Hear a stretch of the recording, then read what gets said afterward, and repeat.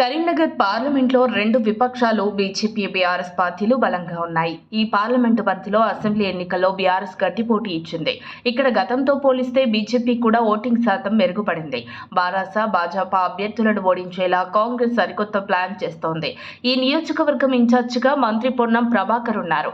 కరీంనగర్ జిల్లా తెలంగాణ ఉద్యమంలో కీలక పాత్ర పోషించింది. ఇక్కడి నుంచి ఎంపీగా కేసీఆర్ పోటీ చేసి ఉద్యమాన్ని ఉధృతం చేశారు. దాంతో ప్రతి ఎన్నికల్లోనూ బీఆర్ఎస్ను ఆదరించారు. 2019లో జరిగిన ఎన్నికల్లో మాత్రం బీఆర్ఎస్ కి బీజేపీ గట్టి షాక్ ఇచ్చింది. ఇక్కడ బీజేపీ అభ్యర్థి సంజయ్ విజయం సాధించారు.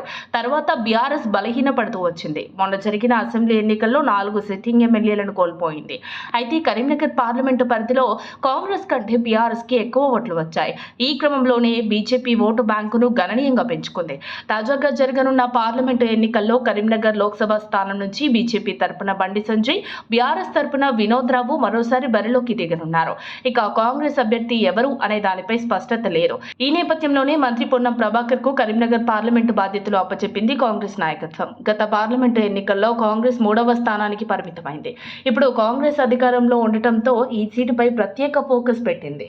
ఇప్పటికే కాంగ్రెస్ నేతలు గ్రౌండ్ వర్క్ ప్రారంభించారు. ఈ సందర్భంలోనే బలమైన అభ్యర్థి కోసం దృష్టి పెట్టారు. ప్రస్తుతం కరీంనగర్ కాంగ్రెస్ ఎంపీ అభ్యర్థి రేసులో ఎమ్మెల్సీ జీవన్ రెడ్డి, హుస్నాబాద్ మాజీ ఎమ్మెల్యే అలిగిరి ప్రవీణ్ రెడ్డి పేర్లు వినబడుతున్నాయి. వీరిలో ఎవరికి టికెట్ దక్కనుందో స్పష్టత రావాల్సి ఉంది. ఇప్పటికే ఎన్నికల కోసం వినోద్ కూడా ప్రచారం మొదలుపెట్టారు. బండి సంజయ్ దూకుడు మీదున్నారు. గత ఎంపీ ఎన్నికల్లో 3వ స్థానంలో ఉన్న కాంగ్రెస్ ఇప్పుడు మొదటి స్థానంలోకి తీసుకురావడంపై స్పెషల్ ఫోకస్ పెట్టారు. మొత్తానికి కరీంనగర్ ఎంపీ స్థానంలో కాంగ్రెస్ విజయం సాధించడం పొన్నంకు సవాల్గా మారింది.